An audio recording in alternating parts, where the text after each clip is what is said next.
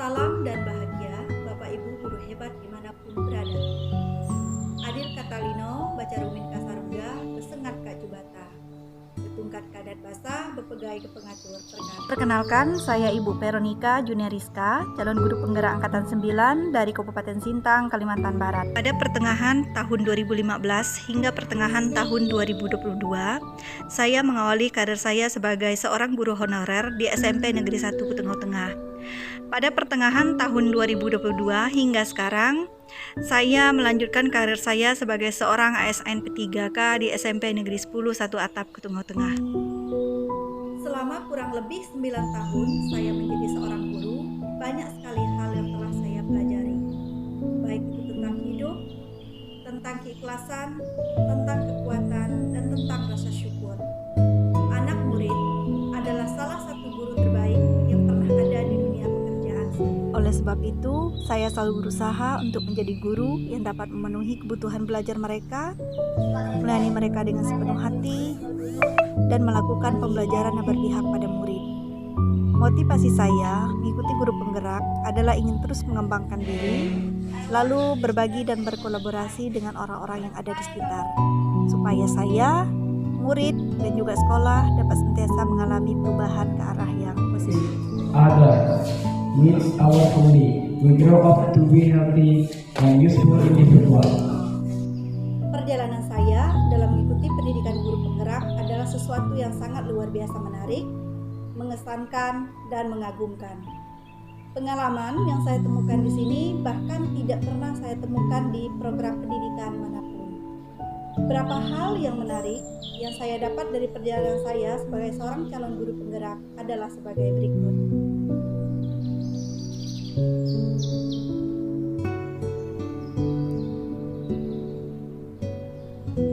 Saya sangat terkesan dengan proses seleksi pendidikan guru penggerak ini. Bagi saya, seleksi yang ada di pendidikan guru penggerak adalah seleksi yang tidak biasa. Meskipun saya seorang guru bahasa, di mana ada 4 skill yang harus saya kuasai, yaitu membaca, menulis, mendengar, dan berbicara. Namun, hal yang benar-benar menjadi kegemaran saya itu adalah menulis.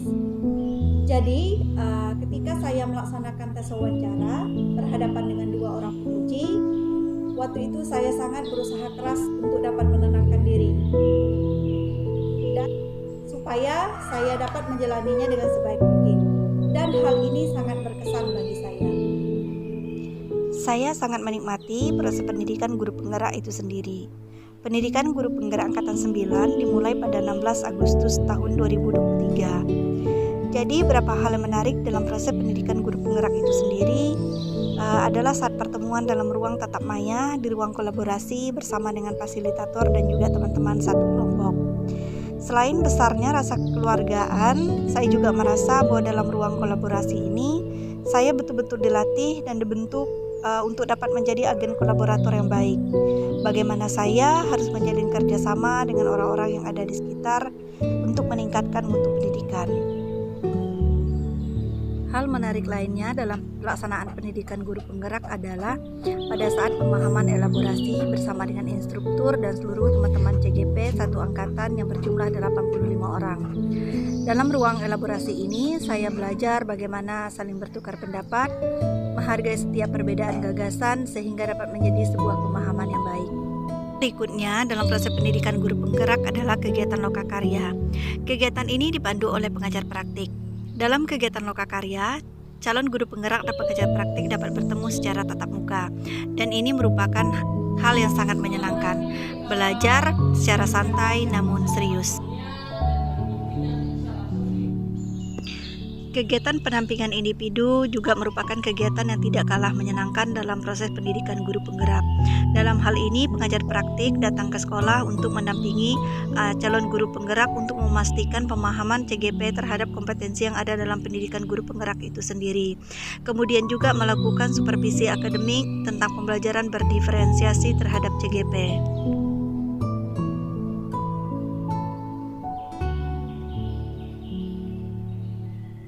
Menarik lainnya dalam proses pendidikan adalah saat belajar secara mandiri di LMS, di mana setiap proses yang saya jalani di LMS saya dilatih untuk mandiri, tekun dan tepat waktu. Hampir semua tugas di LMS memiliki batas waktu untuk mengerjakannya. Jadi di sini saya betul-betul belajar untuk menghargai setiap waktu yang ada. Setelah beberapa bulan mengikuti pendidikan guru penggerak, saya jadi memahami apa itu perbedaan pendidikan zaman sekarang dengan pendidikan zaman kolonial. Melalui refleksi filosofi pendidikan Ki Hajar Dewantara, di mana pendidikan zaman dulu hanya berfokus mengajarkan anak membaca dan menulis. Namun sekarang tujuan pendidikan sudah komplit, di mana anak-anak tidak hanya diajar membaca dan menulis, namun dilayani sesuai kodrat yang mereka miliki, dan dituntun untuk menjadi manusia yang seutuhnya melalui pembelajaran yang berpihak pada anak. Saya juga memahami pentingnya menerapkan budaya positif di lingkungan sekolah. Budaya positif ini dapat dimulai dengan membuat sebuah kesepakatan, baik itu kesepakatan di dalam kelas maupun kesepakatan secara umum di sekolah, sehingga anak-anak melakukan sebuah kebiasaan yang baik karena adanya faktor internal atau keinginan dari dalam diri sendiri, bukan karena faktor eksternal atau paksaan dari orang lain. Di dalam sebuah pembelajaran, seorang guru juga harus memperhatikan kompetensi sosial dan emosional. Kompetensi sosial dan emosional membantu guru berinteraksi dan berkomunikasi dengan anak sehingga terjadi pembelajaran yang menyenangkan, aktif, kreatif, dan inovatif. Melalui pendidikan guru penggerak, saya juga mulai memahami pentingnya sebuah supervisi akademik menggunakan paradigma coaching, di mana coaching membantu seorang guru untuk menemukan solusi atas permasalahan sendiri dengan dituntun oleh coachnya, dan ini merupakan hal yang sangat penting untuk meningkatkan kualitas pendidikan itu sendiri. Selain itu, dalam pendidikan guru penggerak, saya juga mendapat pengalaman bagaimana menjalin kerjasama dengan berbagai pihak untuk meningkatkan mutu pendidikan dalam berbagai aspek, serta berbagi praktik. Mengajar di daerah 3T tentu memiliki romantika tersendiri. SMP Negeri 10 Satu Atap Timur Tengah itu berada di ujung negeri, sangat jauh dari hiruk pikuk keramaian, apalagi kemewahan kota.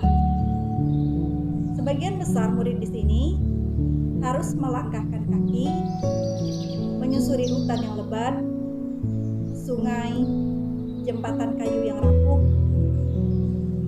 melawan dingin dan gelapnya subuh, berjalan kaki untuk dapat menimba ilmu di sekolah. Rumah tua yang berdinding dan berantai kayu hasil gotong royong masyarakat adalah tempat berteduh saya dan keluarga selama mengabdi di tempat ini. Itulah gambaran pendidikan di pelosok negeri. Tidak ada jaringan internet di sini, dan itu merupakan sebuah tantangan besar bagi saya ketika melaksanakan pertemuan tatap maya dalam ruang kolaborasi dan elaborasi, serta saat hendak melakukan pembelajaran secara mandiri di LMS, sehingga membuat saya harus setiap hari menurun naikkan alat penangkap sinyal milik pribadi seperti mengibarkan sebuah bendera. Jika selesai digunakan, maka diturunkan kembali untuk diisi daya. Di tempat ini, hujan memang dirindukan, tetapi matahari selalu dinanti. Satu-satunya sumber listrik kami adalah dari cahaya matahari yang ditangkap oleh panel surya yang terpasang di atas atap rumah. Jika hujan turun dan matahari ditutupi oleh awan, maka alat-alat elektronik yang kami punya tidak dapat berfungsi. Tidak hanya itu, romantika lainnya adalah jauhnya jarak dari tempat tugas dengan kabupaten tempat dilaksanakannya lokakarya, serta sulitnya akses jalan yang harus dilalui membuat saya harus berjuang keras supaya dapat mengikuti kegiatan lokakarya di kota dengan baik.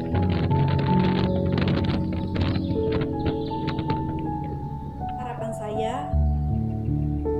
dapat senantiasa konsisten mengimplementasikan pengalaman-pengalaman yang telah saya dapat selama pendidikan guru penggerak. Saya dapat konsisten untuk terus berbagi praktik baik, dan saya dapat konsisten untuk dapat senantiasa berkolaborasi dengan orang-orang yang ada di sekitar saya untuk meningkatkan mutu pendidikan menjadi lebih baik.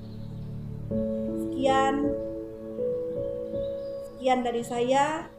Terima kasih. Salam dan bahagia.